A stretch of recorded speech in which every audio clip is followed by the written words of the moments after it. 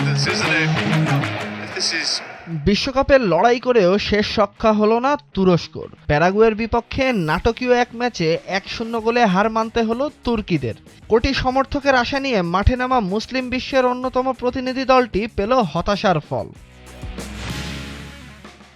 ম্যাচের শুরুতেই বড় ধাক্কা খায় তুরস্ক।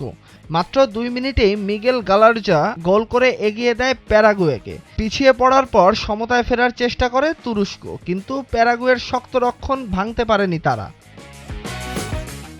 এরপর প্রথমার্ধে যোগ করা সময়ে আরও বড় সমস্যায় পড়ে তুরস্ক। 45+3 মিনিটে মিগেল আলমিরন লাল কার্ড দেখে মাঠ ছাড়েন, ফলে প্যারাগুয়েকে 10 জন নিয়ে খেলতে হয়। দ্বিতীয়ার্ধে একজন বেশি নিয়ে আক্রমণের চেষ্টা করলেও কাঙ্ক্ষিত গোল পায়নি তুরস্ক।